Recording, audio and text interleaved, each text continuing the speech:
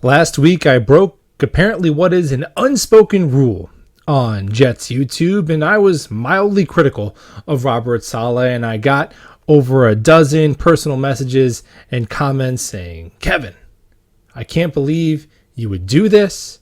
I thought you were a real fan. You're one of my favorite YouTubers, and you went out there and you said something negative about my head coach. Even had somebody who's been doing this a lot longer than me reach out and say, hey, dude, I agree with what you said, but you can't be doing that.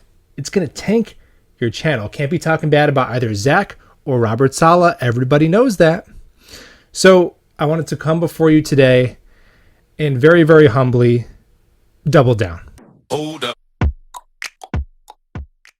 All right, obviously I'm just having a little bit of fun. And look, guys, none of you owe me your subscription. There's lots of places you can get great Jets content. And honestly, I didn't start this channel to get to 20,000 subscribers or whatever. I started this channel to have honest conversations with Jets fans. So sometimes you and I are going to disagree. And sometimes I'm going to be critical of this team. Doesn't mean you or I are not real fans or anything like that. Now, as part of any honest review, we got to talk about the good and the bad. So Robert Saleh, now that he's been the head coach for over a year, there are three things that really encourage me about his trajectory so far. There's two things that really concern me, and there's one thing I'm really interested to see how he handles this upcoming season. Now, first and foremost, people saying, oh, he's on the hot seat or we should move on from him.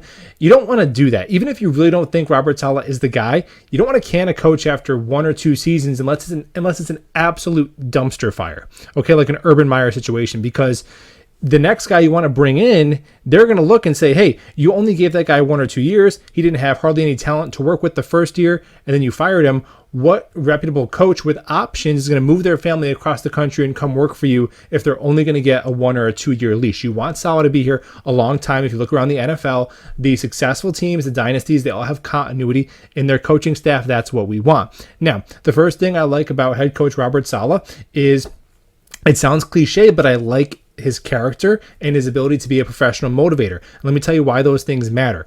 Character, it's one of the most important positions of your franchise, of any company. You want to hire a good person. Now, we talked about Urban Meyer. Look, Robert Saleh is not going to be caught on video with a sorority sister on his lap. He's just not. He's not going to be John Gruden and getting caught, sending inappropriate emails or whatever and lose his job that way. We can be secure in that, I believe. And then the motivation thing, you may say, well, they're all professional athletes, right? They should motivate themselves. And I agree with that too, but I literally saw a team that was a 5-win team on paper scratch and claw their way to 8 wins, like purely on having that dog in them. And that was the 2013 New York Jets under Rex Ryan. I was at that game at home when they beat the Saints. They had no business winning that game. They just simply wanted it more. And they were fighting for that head coach because I remember the ownership, it almost seemed like they were looking for reasons to fire him, but they were like, we got to keep him another year after what he just did. And Woody Johnson came in the locker room after they finished that season with a win against Miami, I believe. And he handed the game ball to Rex and said, we're bringing it back another year. And the players erupted. Man, it gives me goosebumps just thinking about it. I love Rex Ryan. And I think that Robert Saleh could have some of that. Having guys ready to run through a wall for him, that is real, even at the highest level of the sport. The second thing that has me really encouraged about Robert Saleh is the respect he's garnered around the league already, his ability to recruit players. Guys like DJ Reed and Jordan Whitehead, young guys, just getting their their second contract rather in their prime. Guys who have some experience winning. Jordan Whitehead, Super Bowl champion. Guys with options coming to the Jets for market value. No one here is overpaid, at least by Joe Douglas. CJ Mosley, maybe you could argue that. But everybody's here because they believe in the mission of the New York Jets. That is incredible. The ability to sell your mission, your vision coming off of a 4-win season. When's the last time we had that? We talked about Rex Ryan, and Rex had that in 2011, right after the first AFC Championship game. Then we got like Jason Taylor and Cromartie and LT. But to do that coming off of a 4-win season, I love it. And the third thing that has me really encouraged about Robert Saleh is, he's going to get the credit and the blame for what his assistant coaches do. And I really like Mike LaFleur. We finally have a creative, quarterback-friendly offensive coordinator. We're using things like motion and gadgetry and featuring the tight end and the running back, having a bag of situational play calls. We're joining the 21st century of offensive football. Finally, I love it. I really, really am high on Mike LaFleur. Not so much on Jeff Ulbrich. We're going to get to that in a little bit. Now, The first thing I don't like about Robert Saleh, and if you want to like the video real quick before I get negative, is Jeff Ulbrich, and Robert Saleh has to wear some of this too because he's a defensive-minded head coach, and head coach is a complete ownership position. He gets credit and blame for everything the guys under him do. It's his football team, full stop. 32nd overall in defense by a wide margin, 250 yards allowed more than Houston, 32nd in points allowed, 40 points more than the Detroit Lions, 32nd in rushing yards, just every category you can imagine, right around 30th, 31st, 32nd. And last year, heading into this rebuild, I knew the defense was going to be below average. And then once we lost Lawson and Curry and Joyner, I knew it was going to be bad. But to just completely excuse away and to not give any culpability to Robert Saleh for having the worst defense in the league and get physically pushed around the field in a way I've never seen a Jets defense get just out-willed in my life? No. In fact, if I were to excuse that, if I were to deem that an acceptable performance of Robert Saleh under any circumstances, that would be a disrespect to his defensive acumen as a football coach. Straight up. Could you have coached them up to 27th, 28th? Bad, but not historically putrid.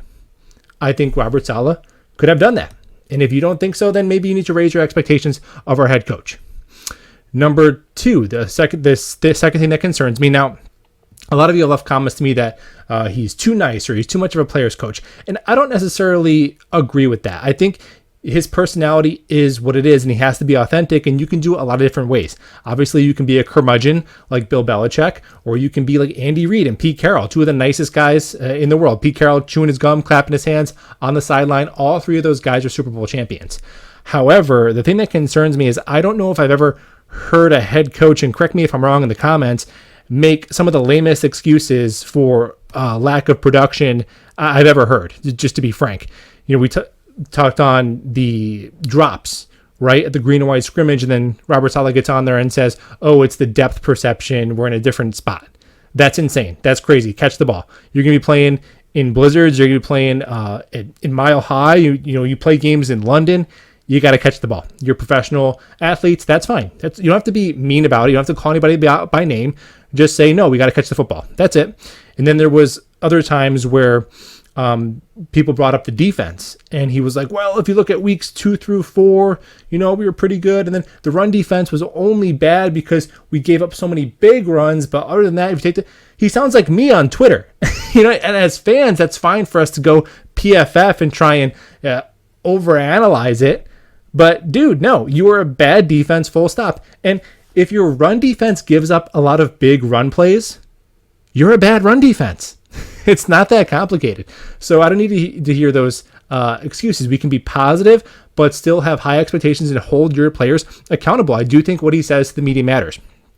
And I'll give you some examples that I've heard just this preseason from Mike Vrabel. He pulled Malik Willis out of the game a little earlier than some people expected. And the media asked him, why did you do that?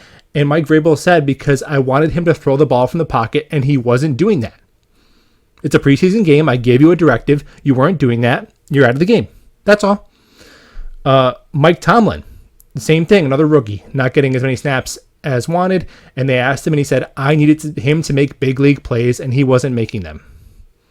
Eric Bieniemy, offensive coordinator of the Chiefs, asked about Clyde Edwards-Helaire and his role in the running back room, and he said he needs to be better conditioned if he expects to win the top job. That seems a little bit more personal to me, but just some examples. You can be just terse and honest and blunt and still be a player's coach and have high expectations and hold your players accountable. And this is something that Robert Saleh is going to learn. Just like Zach Wilson is a rookie quarterback, he's going to wear his lumps.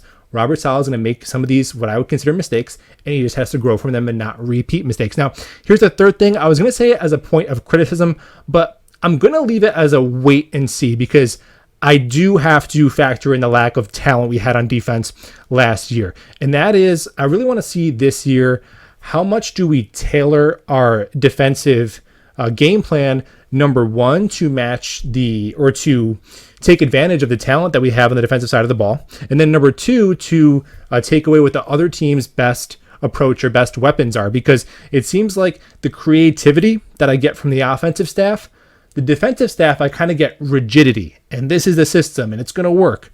Well, I mean, there's some built-in humility in being willing to adjust your system. I mean, Bill Belichick, and we're not going to want to hear about this, but one of the reasons why Bill Belichick is one of the most accomplished coaches of all time is his willingness to adapt and throw whatever game plan is necessary.